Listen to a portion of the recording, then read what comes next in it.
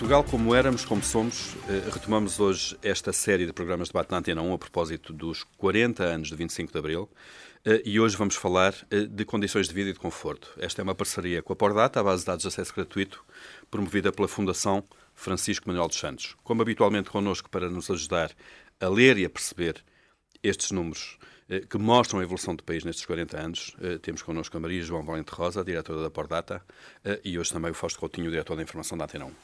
Propunha começarmos pelas infraestruturas, equipamentos, enfim, um conjunto de questões que estão relacionadas com o conforto na habitação e que mostra aqui claramente uma inversão dos números até 1974 e o que aconteceu depois daí, no caso das infraestruturas, muito por força daquilo que foi a atuação do poder local no Portugal Livre. Maria João, quais são os dados que destaca destes indicadores? Ora, eu poderia destacar um número infinito de dados, mas acho que alguns são críticos, fazem parte do nosso dia-a-dia, como seja a questão da água canalizada. A água canalizada, menos de metade dos alojamentos não tinham água canalizada no início dos anos 70 e atualmente já não existe praticamente alojamentos sem água canalizada. O mesmo se passa com os esgotos. E também podemos falar das instalações sanitárias. Portanto, nós, em termos de infraestruturas dos alojamentos, estamos muito próximo do limite e do melhor. E, por isso, temos a situação totalmente assegurada e daí que, se nós conseguíssemos revisitar o passado, com certeza que nos sentiríamos algo incomodados e com algum desconforto em relação àquilo que poderíamos encontrar. Hoje em dia já é impensável. A este nível, pode dizer-se que passámos de um país que era claramente um país em vias de desenvolvimento, segundo a terminologia atual, não é? Para um país que está no topo do desenvolvimento. Claro, em termos das condições de habitabilidade, naturalmente que sim. E não foram só essas mesmas condições. Também os alojamentos passaram a estar bem melhor equipados do que no passado. Por exemplo, em relação a uma máquina de lavar roupa, em que a quase totalidade dos alojamentos, 96% em 2010, já possuem uma máquina de lavar roupa, ou também a televisão, que atualmente já quase todos os alojamentos têm televisão. E várias por alojamento, E várias. Portanto, há aqui os equipamentos, os alojamentos estão bem melhor equipados, as infraestruturas são claramente melhores que no passado e também em termos do tipo de alojamentos, houve alguma euforia em relação à propriedade habitacional, ou seja, atualmente cerca de 3 em cada 4 alojamentos são alojamentos próprios. Enquanto que no início dos anos 70 apenas 50%, metade dos alojamentos eram alojamentos próprios. E também se verifica um aumento muito significativo dos alojamentos de residência secundária ou sazonal.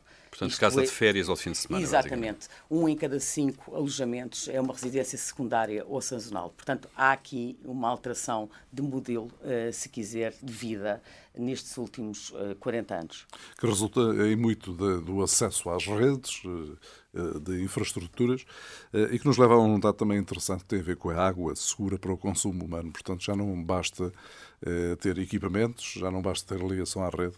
É preciso ir mais além, garantindo a qualidade do consumo da água. Exatamente, a água e não só. O nosso consumo é muito mais seguro do que era no passado, mas é muito interessante e é digno de nota que atualmente 98% da água que consumimos é segura. E há cerca de 20 anos atrás, apenas metade da água que consumíamos era segura para a vida humana. E há aqui uma melhoria em termos de segurança no que consumimos, que também é um dado que não nos podemos esquecer quando olhamos para o passado relativamente recente.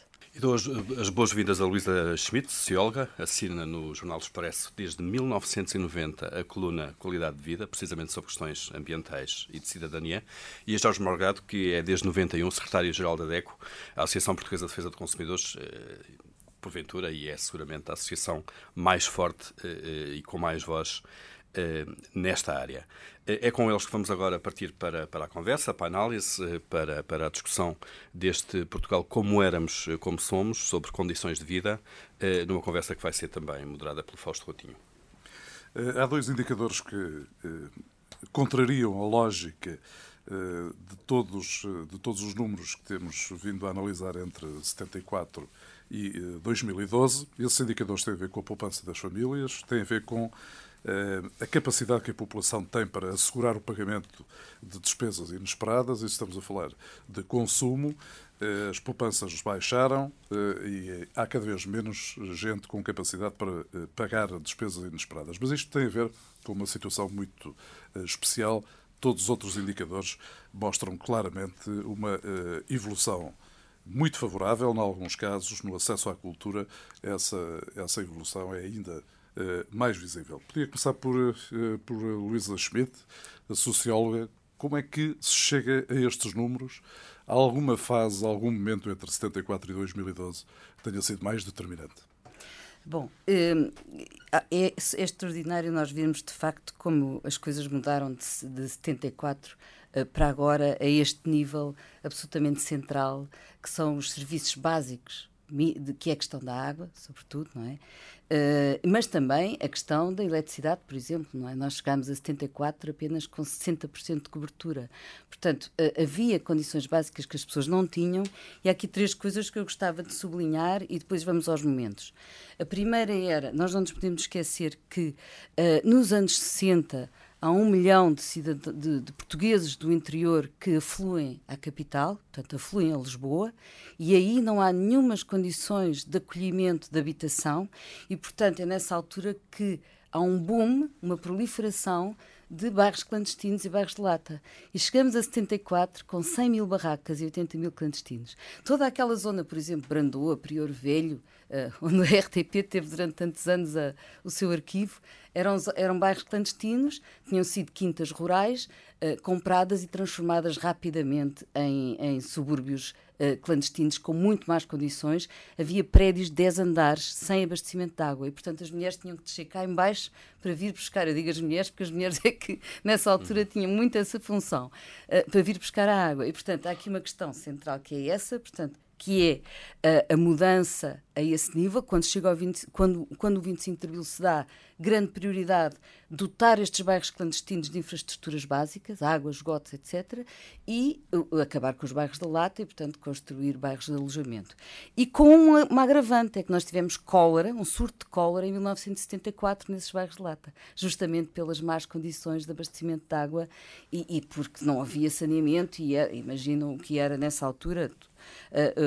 Eu lembro-me através de um programa da RTP, do Há Só Uma Terra, que era dirigido pelo Luís Filipe Costa pelo Correia da Cunha, que era deputado da ala liberal naquela altura, e o Luís Filipe Costa continuou o programa. Portanto, o programa antes de 74 não se viam os bairros de lata, nem se viam os clandestinos, e depois de 74 então é que ele mostra isso tudo e o surto de cólera e todo o grande problema de subdesenvolvimento que existia então. Portanto, a questão da água e do saneamento é fundamental. Outra questão muito importante aqui é a questão das mulheres, não é? Porque se nós olharmos para o 25 de Abril, as mulheres, o estatuto da mulher mudou completamente. E a ida à fonte era uma das questões sublinhadas até pelo Salazar. No livro do Freitas do Amaral, ele conta que a certa altura há um subsecretário de Estado do Rural, ou do Desenvolvimento Rural, que vai ter com o Salazar e diz: vamos abastecer estas aldeias, as mulheres não têm água em casa e tal, portanto quer tomar uma série de medidas a esse nível. E ele diz: você está maluco, isso não se pode. Era o Faria Blanco, aquele que era na altura subsecretário de Estado do Desenvolvimento Rural. E o Salazar disse: você não está bom. Então, mas como é que era? Então as mulheres deixavam de ir à fonte, mas isso é fundamental para o equilíbrio das aldeias. É na fonte que elas desabafam sobre os maridos, sobre as agruras da vida, e se ia provocar uma revolução das aldeias, nem pensar nisso. Era tido como um hábito absolutamente essencial em termos de Essencial vivência para da aldeia. manter, Claro. para manter a própria regularidade da vida aldeã, onde as mulheres podiam, aí sim, sair de casa e vir-se queixar dos maridos, dos filhos, das agruras da vida. Portanto, a questão da máquina de lavar é muito interessante, porque é a saída do tanque para a máquina, e é uma conquista das mulheres absolutamente extraordinária. E depois, outra questão interessante é realmente as condições de vida que são trazidas por uma série de infraestruturas básicas, que Ribeiro Teles, logo em 74, quando é nomeado subsecretário de Estado do Ambiente, diz que é a sua prioridade. Ele faz, aliás, duas coisas muito importantes. Uma, o abastecimento de água, e começa o abastecimento de água e começa a questão do saneamento básico, e depois a questão das áreas protegidas. São duas áreas em que ele trabalha muito. Só que, quando nós vimos, e agora respondendo à segunda fase da sua pergunta, portanto, quando nós vemos a evolução do abastecimento de água, da qualidade e do saneamento básico, portanto, do tratamento, do serviço e tratamento de esgotos. O tratamento de esgotos fica para muito mais tarde, mas o próprio serviço de esgotos é realmente a nossa entrada na União Europeia que marca uma diferença muito grande. A partir de 86, com o primeiro quadro comunitário de apoio, e depois, sobretudo, os anos 90 e, sobretudo, ainda os anos 2000, não é? É que, de facto, o sistema se monta com uma segurança cada vez maior e cada vez mais extenso. Aí entramos no primeiro mundo, a esse nível. Aí sim, claro. completamente. Jorge Morgado, secretário-geral da DECO, é um país irreconhecível a este nível da qualidade de vida e destas condições básicas de facto saúde. quer dizer, vamos lá ver. É um país irreconhecível porque nós partimos de um país pobre, de um país, enfim, francamente, eu diria que tinha 30 anos ou 40 anos de atraso relativamente ao resto da Europa, não é? E que, enfim, não conseguia, digamos, ter acesso naquela altura às coisas mais elementares, como fossem uma casa de banho, enfim, para toda a gente, como fossem, enfim, uma televisão no sentido em que a televisão, em muitos casos, é a abertura para o mundo, não é? Não, mais ainda, a eletrificação, a própria eletrificação, que começa ainda na ditadura, na fase final da ditadura, mas que tem o grande boom já depois de 74, e que é a eletrificação das aldeias e das casas, que permite tudo o resto, não é? Que permite a entrada da televisão, da máquina de lavar roupa. A importância que a máquina de lavar roupa tem, por exemplo, nos hábitos familiares, nos hábitos da mulher, porque em muitos casos naquela altura era a mulher que tinha de ir ao rio lavar a roupa ou que em casa lavava no tanque, não é? E, portanto, o acesso que tudo isto permitiu foi, de facto, uma questão enorme. Claro que depois levantaram-se outros problemas e possivelmente já iremos falar desses problemas. Mas o ponto de partida é um ponto de partida, eu diria que muito diferente do ponto de chegada em que estamos hoje, não é? Em termos de acesso. Em termos do conforto da nossa casa, por exemplo, não é? Enfim, a grande maioria das pessoas, para além dos bairros da lado, que a Luísa já falou, e é importante nós não perdemos de vista isto, haverá muita gente que nos está a ouvir que se calhar não viu ou nunca entrou num bairro de lata, mas, enfim, eu tive essa experiência em jovem e sei bem o que é encontrar pessoas que dormiam envolvidos em palha. Atenção, não estamos a falar de camas, estamos a falar de pessoas em Lisboa, bairro da Corraleira, década de 60, que viviam embrulhados em palha. Havia um monte de palha, as pessoas deitavam-se dentro do monte de palha e tapava-se com palha. Isto vi eu, portanto, não foi no século passado, não foi na Idade Média, não é? Bem, isto acontecia em Lisboa na década de 60. E, portanto, é deste ponto que partimos, pegando um pouco também na questão da poupança. Era de facto uma sociedade em que as pessoas também, por outro lado, só compravam quando tinham dinheiro. Como tinham pouco dinheiro, é evidente que compravam pouco, não é? Porque o crédito, como está hoje disseminado, não existia na altura. Exatamente, dizer, exatamente. A rara, facilidade não é? de crédito, aliás, também não foi logo a seguir ao 25 de Abril, é preciso que se diga. Quer dizer, o grande boom destas coisas acontece depois na década de 90, no princípio da década de 90, não é? Bem, mas, portanto, era de facto uma sociedade, eu diria que, em muitos casos, para a grande maioria das pessoas, miserável. Miserável até em termos alimentares, repare. em muitos casos, na década de 60, na década de 50 ainda, as famílias tinham recursos muito limitados a produtos alimentares. Eram fundamentalmente aquilo que produziam, não é? Se nós fôssemos para o interior do país, era isso que acontecia. Esse nível comia-se pior na altura, talvez. Daí a fluírem à cidade, no fundo. Exatamente. O desemprego e a falta de trabalho era enorme no interior do país, no mundo rural onde viviam. Nós chegamos a 1970 com 40% da população ativa na agricultura. Hoje são 4%. Mas uma agricultura de subsistência. Uma agricultura de subsistência e, de facto, sem capacidade, sem outros meios para desenvolver o país, não é? Portanto, sem agroindústria, sequer no Alentejo. Nós hoje vemos o Alentejo com o vinho, com o azeite, com toda uma série de clusters de agroindústria que não existiam, não é? Não existiam de todo naquela altura. Enquanto que em Espanha, sim, em Espanha já havia essa dinâmica, não é? Uma dinâmica completamente diferente da nossa, que tinha muito a ver com uma ideia muito saladarista do Estado Novo, do país rural. O país mantinha-se, ele tem vários discursos, por exemplo, contra o operariado e contra a vida urbana.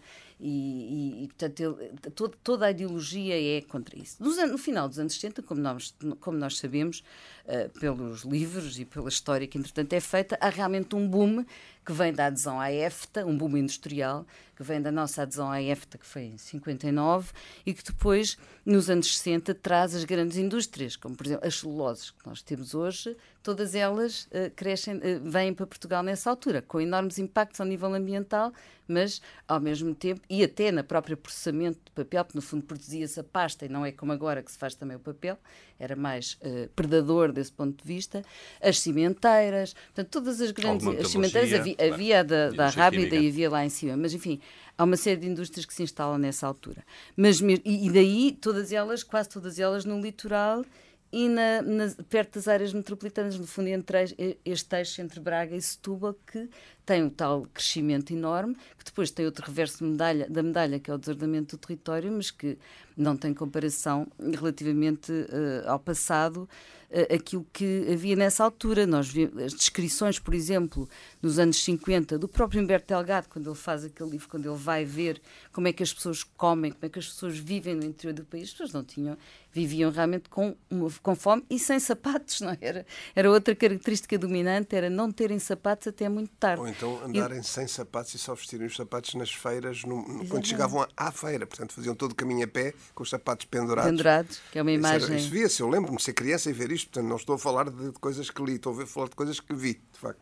Depois, a propósito do que o Jorge disse, nos primeiros... Eu entrei na faculdade em 74 e, portanto, no ISEG, e justamente o Instituto de Ciências Sociais, onde ainda trabalho, nessa altura não trabalhava, era uma mera tarefeira, fizemos os primeiros inquéritos aos bairros de Lata. Laranjeiras, aqui a zona de Benfica, bem, tudo, a zona do Colégio Alemão.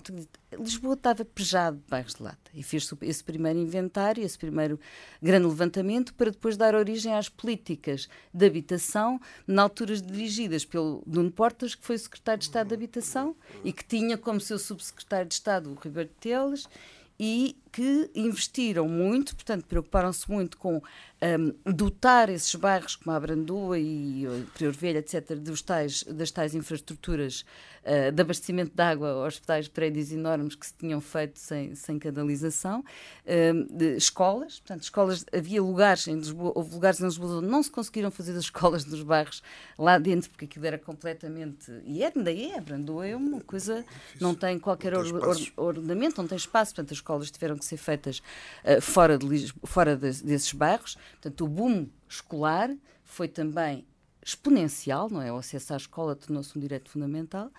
E depois também toda essa parte de acabar com os bairros de Lata e fazer os bairros de alojamento, alguns deles, infelizmente, hoje com grandes problemas, porque, como sabemos, também foram feitos de uma forma, por vezes, muito rápida e muito mal pensada, não é?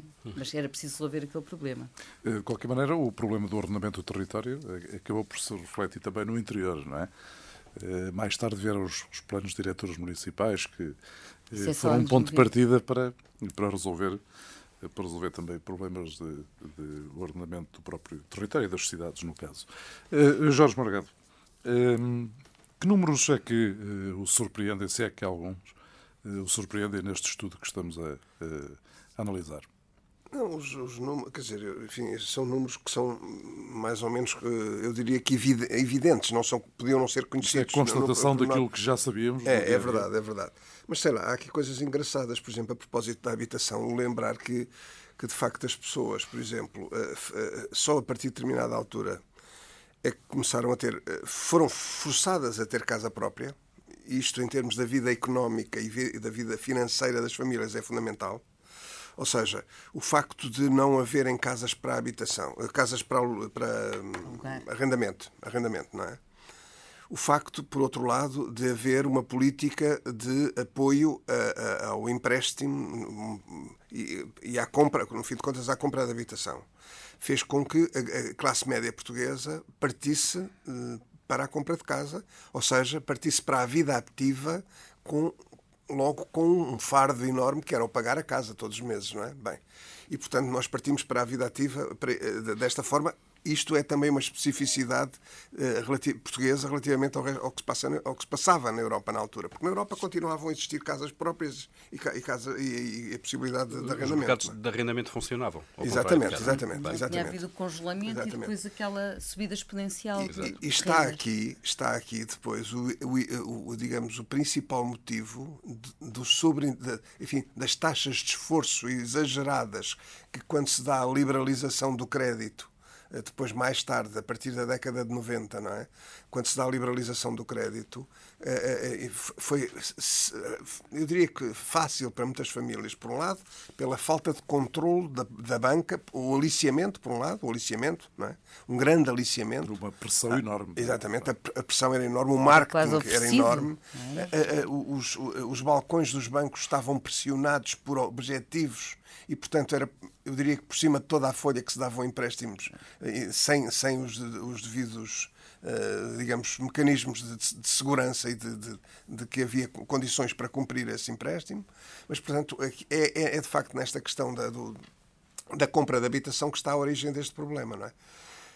Esta é uma questão importante, talvez que valha a pena, porque depois também, com a compra da casa, vieram a compra de coisas, eu diria que de equipamentos mais pesados para dentro da casa. Os móveis um pouco mais exigentes, não é verdade? Porque já era a nossa casa, não era a casa que nós poderíamos mudar ao fim de 3 ou 4 anos, não é? Era a nossa casa e, portanto, valia a pena investir melhor. Máquinas também. Exatamente. Todo o equipamento, todos os eletrodomésticos, enfim, já eram feitos para a nossa, eram comprados para a nossa casa e, portanto, valia a pena o esforço e tal. E, portanto, as famílias portuguesas rapidamente atingiram taxas de esforço altas, não é verdade?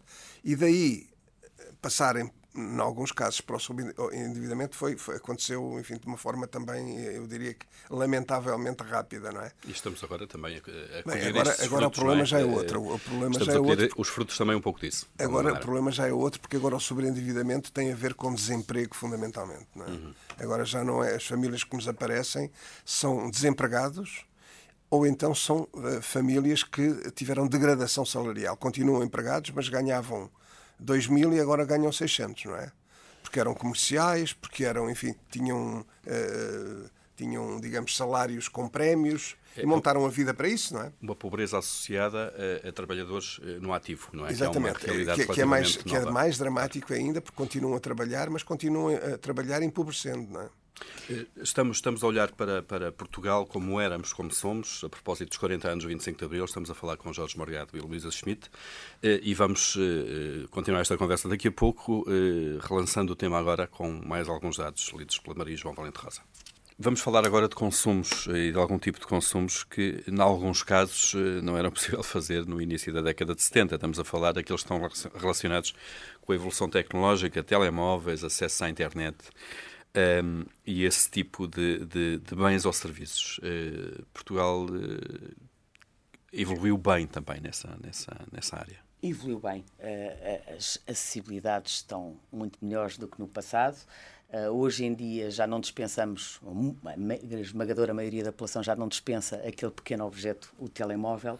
É interessante notar que o número de equipamentos em Portugal, telemóveis, ronda os 20 milhões, ou seja, isto equivale a uma média simples, cerca de 2 telemóveis por pessoa. E esta situação do telemóvel e a proximidade que o telemóvel representa em termos de comunicação é também um aspecto digno de nota. E também a proximidade em relação à informação. Ou seja, estamos muito mais próximos da informação por várias vias, designadamente pela via da internet. A internet tem uma história relativamente recente, mas em termos dos agregados domésticos, já mais de metade dos agregados domésticos atualmente têm ligação à internet. E esse é um outro ponto, mais acesso, mais facilidade de acesso à informação, maiores acessibilidades, mesmo do ponto de vista de comunicação telefónica. E o consumo de cultura também, podemos olhar aqui para alguns dados. Mais sessões de cinema, muito mais, 5 vezes mais, mas menos espectadores de cinema em sala. É compreensível, não é? Muito do cinema passou a ver-se em casa, através de outros dispositivos. Mas, para além do cinema, temos os museus também, que triplicaram, temos mais jardins do que no passado e temos muito mais sessões de música, dança, variedades. Estas sessões que foram multiplicadas por 18 de 79 até hoje, o que é muito interessante, não é? Portanto, há mais oferta e também há mais procura e mais utilização dessa mesma oferta, excetuando em alguns casos, como referiu o Paulo há pouco, que é o caso, por exemplo, dos cinemas, do número de espectadores de cinema que tem diminuído, mas isso não significa que nós vejamos menos cinema. O que vemos é, se calhar, em locais diferentes do que víamos no passado. No passado tínhamos mesmo que nos deslocar até a uma sala de cinema e hoje em dia isso não é necessariamente obrigatório.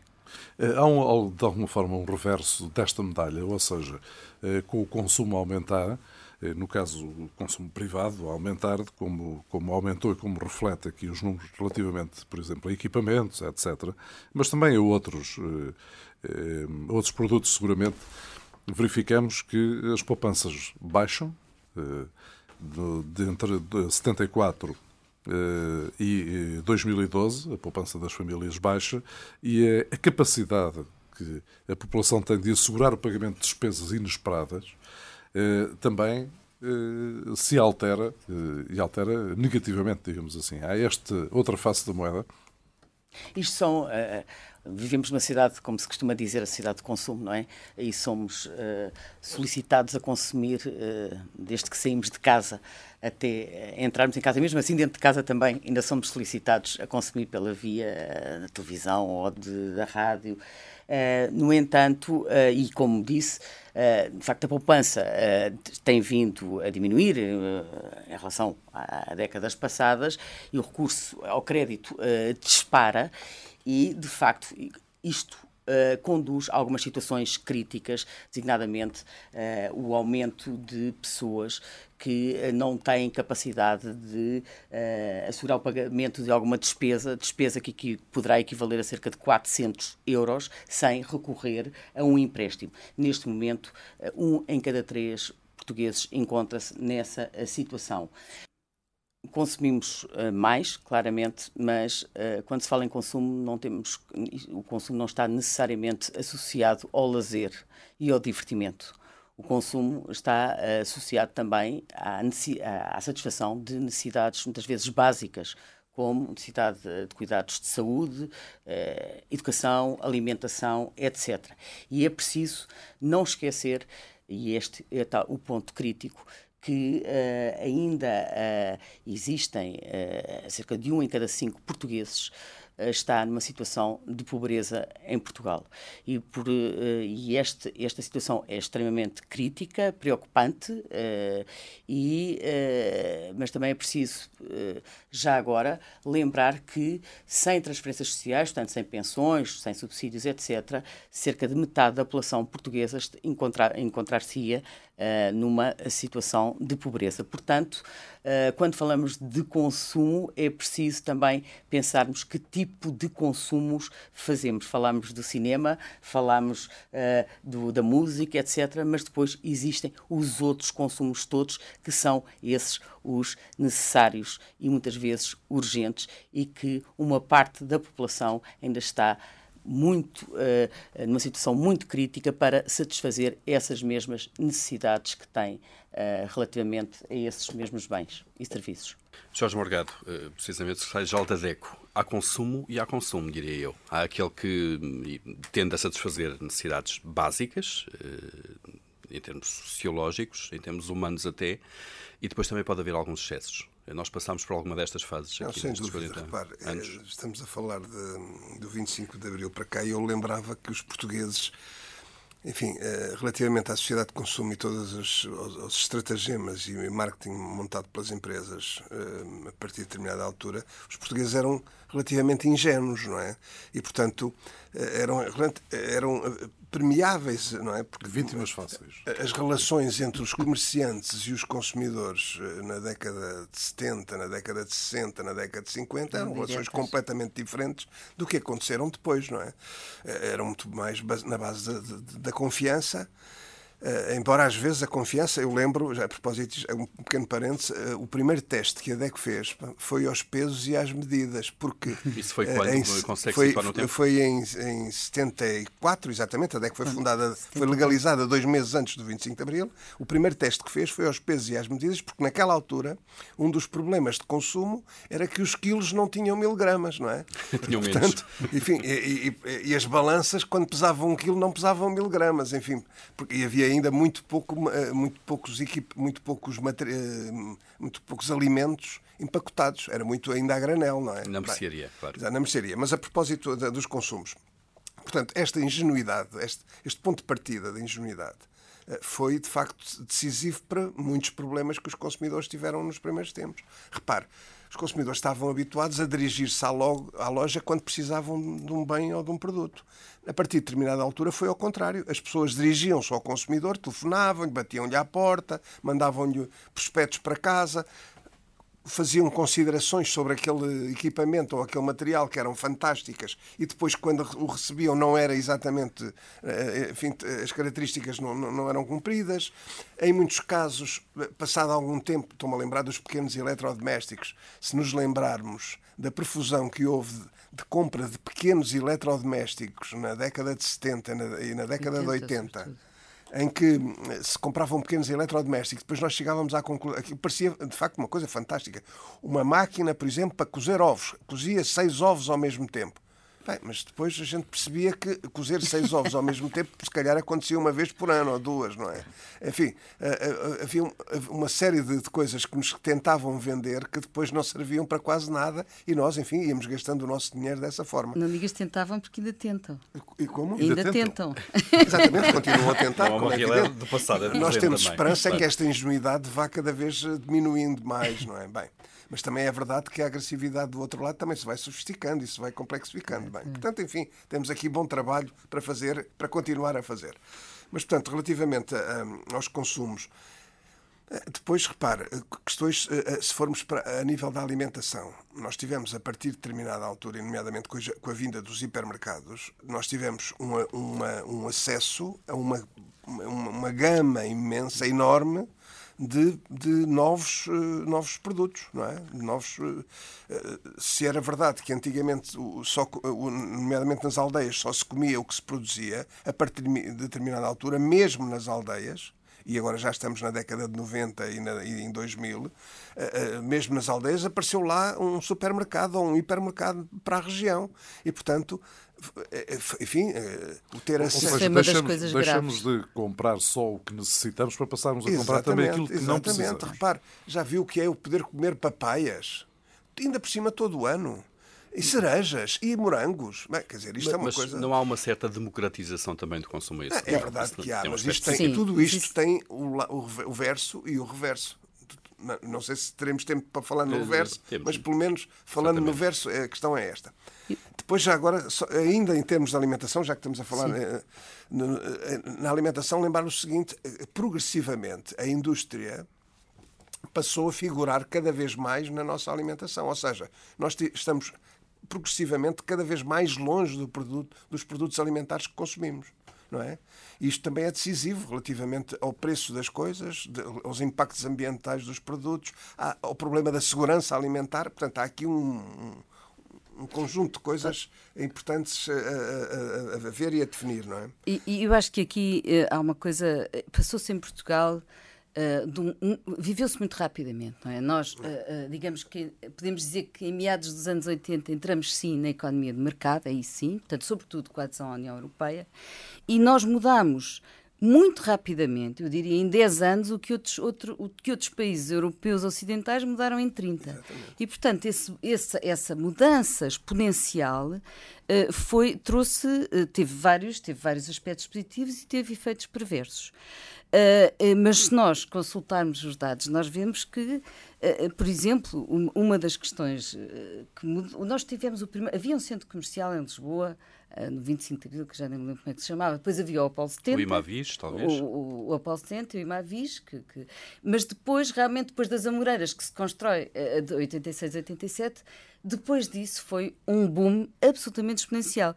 E eu tenho aqui um dado interessante, que nós superámos a média europeia de shoppings per capita, temos 170 mil metros quadrados por 1000 habitantes, portanto, é uma loucura, não é? É a maneira como isso depois veio a desestruturar também o outro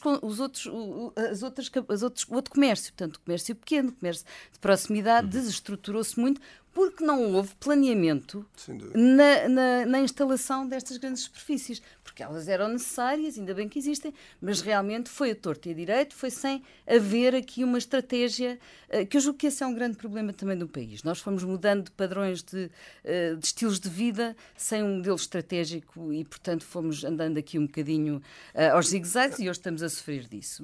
Mas uma certa falta de planeamento. E depois, quer dizer, as televisões, depois daquela euforia revolucionária, não é? Em que uma pessoa quase que ia num carro um bocadinho melhor, era logo à fascista, não é? Portanto, havia aquela expressão, tinha um casaco à fascista, um carro à fascista, que o frentismo de esquerda também gostava muito de classificar na altura, e de repente, depois há um certo abrandamento, e entramos nesse Eldorado, que é a chegada do crédito barato, como já aqui foi dito, e o crédito barato dá para tudo. Dá para, de facto, a habitação. Nós não tínhamos esta tradição. Nós tínhamos a tradição no campo, sim, no meio rural, de ter casa própria, como muita gente hoje ainda tem, não é? Uma grande parte das pessoas herdaram casas próprias e até nem têm muitas vezes dinheiro para as recuperar no mundo rural. Mas depois, nas cidades, havia o aluguer, até porque havia congelamento das rendas, as rendas eram baratas. Quando se liberalizam as rendas, é impossível, as pessoas deixam de poder viver da cidade. E o crédito barato cai que nem uma luva, enfia que nem uma luva nesta história das habitações. E as pessoas ficaram enforcadas aos bancos por causa do crédito barato. E carros, não, os automóveis, não era só as casas, evidentemente, que são muito mais caras e durante muito mais tempo. E por muitos anos, não é? As pessoas estão a perder as casas todos os dias, isso é uma coisa altamente dramática.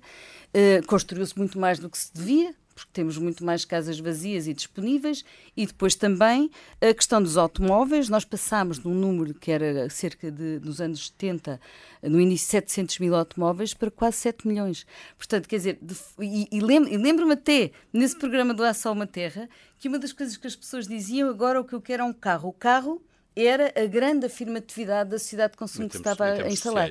E hoje é o telemóvel. Portanto, estamos ligados aos telemóveis e temos uma geração, e isso é uma coisa muito interessante, temos uma geração absolutamente dependente da comunicação, que foi aqui falada, e da energia necessária para que essa comunicação funcione. Passámos em muitas áreas do 8 para 80. Do 8 para 80. Não, o ter foi, de facto, uma afirmação decisiva na vida das pessoas, não é? Como a Luísa estava a dizer, nós fizemos tudo muito depressa, não é? Comparativamente com os outros países. Não houve, digamos que o ganhar calo, o ganhar conhecimentos, o ganhar calo relativamente às mudanças, não é? Voltando aos hipermercados, nós estávamos habituados a ir à mercearia do Sr. José, que era uma pessoa simpática, onde nós íamos, mas mal iluminada, se calhar, mas um crédito mensal. Se calhar com crédito mensal, eventualmente, se calhar mais ou menos mal arrumada, enfim, uma relação familiar. para depois para as tais catedrais de consumo, onde tudo estava feito ao pormenor, a cor, o som, a música, ambiente, o cheiro a pão para levarmos mais coisas, a altura dos produtos mais caros à altura dos nossos olhos, enfim. E, portanto, entramos nisto de cabeça, não é? Mas também, voltando à alimentação, o acesso aos tais 1001 produtos que nós não conhecíamos, o acesso, de facto, a produtos da indústria, enfim, em muitos casos que não tinham as qualidades alimentares adequadas. Enfim, nós entramos de cabeça nisto tudo. Não houve aprendizagem, o próprio sistema, enfim, eu diria que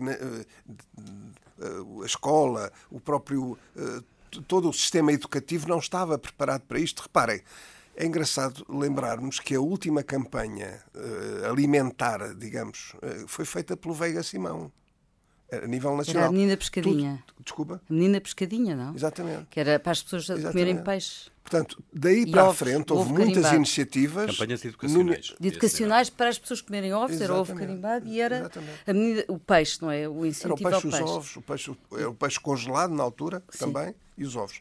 E o leite também depois. Na altura em que Veiga Simão era Ministro da Educação. Ministro da Educação, exatamente. Mas, portanto, foi a última vez que o Estado se preocupou de uma forma organizada em pôr no sistema educativo uma campanha de alimentação equilibrada. É evidente que depois disso muitas entidades da sociedade civil, os próprios professores, etc. Bem, enfim, tem-se feito muito em relação a isso, tem-se aprendido depressa, digo eu. Mas, quer dizer, não é por preocupação do sistema educativo nacional, o que é muito engraçado, não é? Pois, nós até podemos dizer que, a par do sistema educativo, tivemos um sistema deseducativo que levou com as mudanças muito rápidas e sem capacidade, sem até as famílias preparadas, com literacia, porque nós chegamos, ainda temos dos maiores níveis de iliteracia do país, não é? E, portanto, de repente, nós passámos do estar na rua e da revolução e tudo aquilo que nos chamava para, de certo modo, voltar a casa, ver a novela, ir aos shoppings, entrar na sociedade de consumo de cabeça com espírito crítico e ligado a isto tudo, ao carrismo, digamos, ao carro e à casa, porque nós, de facto, quando olhamos para as infraestruturas, é muito importante o que aconteceu na água e no saneamento, etc., apesar dos seus defeitos que ainda tem, sobretudo o saneamento básico, mas, por exemplo, nós apostámos muito mais na rodovia do que na ferrovia, e isso foi fatal para aquilo que nós hoje vivemos e para a maneira como as pessoas ficaram dependentes do carro para se deslocarem. Também é mais difícil apostar na educação, demora mais tempo do que apostar no consumo, não é? Muito mais tempo. Portanto, quer dizer, por um lado, nós não tivemos a educação para o consumo e agora estamos outra vez a restringir essa área, não é? Quando acabam com a formação para a cidadania, que aconteceu agora nos últimos anos, isso é fatal para o desenvolvimento do civismo e da capacidade cidadã das pessoas e de crítica para poderem até integrar-se melhor numa sociedade que está a mudar, não é? Que está a mudar rapidamente e que nos está a trazer uma ressaca face àquela sociedade de consumo, não é? Portanto, nós estamos outra vez numa grande mudança e ainda não acabámos de ter este estilo de vida e já estamos a entrar noutro. Mas a Luísa Schmidt estava a dizer que foi feita uma aposta na rodovia em vez da ferrovia, o que é verdade, mas isto já é de agora, já é de há 20 anos. É dos anos 80, é os quadros comunitários de apoio que começaram em 86, que já houve 3, 4, não é? Terceiro, 4, o Creno foi o último, vai haver outro. E, efetivamente, o que se apostou fundamentalmente foi nas infraestruturas rodoviárias em detrimento das ferroviárias. É inacreditável como é que nós não temos na área metropolitana de Lisboa um serviço ferroviário de metro eficaz. Podíamos ter tido, agora já vai ser difícil. Mas que era extremamente importante termos criado isso, em vez de 3 estradas paralelas para o Porto ou outras. Claro que as estradas também eram muito importantes. Nós chegámos a 86, chegámos ao 25 de Abril com 25 km de autoestrada e a 86 com 186 km. Portanto, foi muito importante investir aí, mas não neste exagero e não em detrimento daquilo que é o transporte público eficaz e que tornou as pessoas, de facto, muito dependentes do carro. E, atenção, o imposto sobre os combustíveis fósseis é elevadíssimo e serviu muito bem aos governos durante muito tempo, não é? Agora que as pessoas pessoas começam outra vez a poupar nessa área, mas sem terem grandes alternativas, infelizmente, ou seja, estão a perder qualidade de vida ao nível da mobilidade e ao nível da energia gasta, porque ao fazermos este tipo de cidade em mancha de óleo, sem transportes eficientes, nós aumentamos a nossa fatura energética muito, não é? E o tempo que as pessoas perdem é dinheiro, não é? O tempo de transporte. A correção desses excessos são para vocês aquilo que é necessário fazer agora? Desculpe, não percebi. Se a correção desses excessos, como temos ao longo destes 40 anos, são uma urgência agora?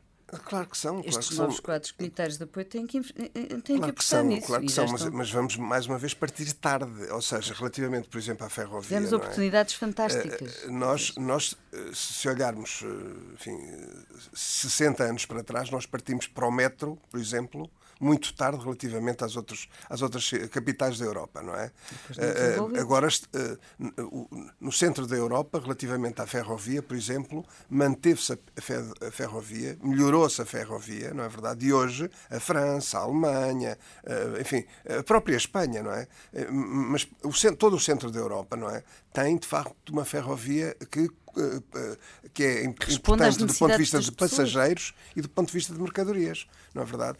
Nós, agora, se calhar, temos que olhar para trás e estamos a tentar melhorar algumas coisas, enfim, mas de uma forma muitíssimo mais cara e agora, se calhar, sem o apoio que poderíamos ter tido na década de 80 e da década de 90. Houve aqui algum novo riquismo, mas já agora deixa-me ter aqui um estratégicos importantes. O novo riquismo continua. Lembrem-se do sorteio das faturas. O que é que estamos a dar como a grande aliciante para pagar faturas? Um carro de gama alta, vejam bem, um carro de gama alta. Ter sido ao menos um carro elétrico. Exato. Ou então, por exemplo, melhoria das casas das pessoas, janelas duplas, podia ter sido outra coisa completamente diferente. Uma bolsa de estudo, tudo isso. Agora, há uma coisa aqui. Mas acham que era igualmente atrativo para o cidadão? E num minuto. Se calhar era. Eu acho que sim, e queria dizer ainda outra coisa que eu acho que é importante. Nós estamos perante uma nova geração. Entretanto, a vida mudou muito e a informação alterou-se completamente e estamos todos dependentes da internet e do telemóvel. Ora, houve uma matéria, de facto, muito importante em Portugal. Foi a banda larga. A banda larga estendeu-se por todo o país devido à ação de uma pessoa que teve visão, que infelizmente já não está entre nós, o Diogo Vasconcelos, e que conseguiu que todo o país ficasse coberto. Isso é uma vantagem comparativa Essas e competitiva, são as boas autoestradas agora, de comunicação. as boas autoestradas. Mas temos uma geração completamente dependente disso e nós todos estamos, mas esta geração não vai admitir não ter capacidade de acesso à eletricidade suficiente para ter os seus telemóveis e para ter esse acesso à internet, porque senão não Jorge Morgado, há um aspecto ainda que é preciso, enfim, no meio disto tudo também dizer, que é relativamente ao quadro legislativo. Nós falámos de problemas, falámos de alterações. O quadro legislativo, do ponto de vista da defesa, da proteção do consumidor, apesar de tudo, foi um quadro legislativo feito com algum rigor e com alguma pressa. E nós, em muitos casos, temos um bom quadro legislativo relativamente a outros países da Europa. Em muitos aspectos, o quadro legislativo é um quadro moderno. Agora, a grande questão é, mais uma vez, como foi feito, a correr à pressa, como não foi divulgado, não é do conhecimento das pessoas, muitas vezes não está interiorizado, quer nas empresas, quer nos consumidores. E, portanto, isto dizer que já se fez muito, já se mudou muito, há muito ainda para fazer e há muito ainda para mudar e, neste caso, de uma forma mais planificada, mais estruturada, não é? É esse o desejo que temos e por isso é que continuamos aqui. E é com esta mensagem sobre aquilo que falta fazer e sobre os desafios que temos pela frente, mas também com um balanço positivo, obviamente, sobre os últimos 40 anos que terminamos aqui este programa. Estivemos com Jorge Morgado e Luísa Schmidt a discutir o como éramos e como somos na área da qualidade de vida, das condições de vida e do consumo. Obrigado.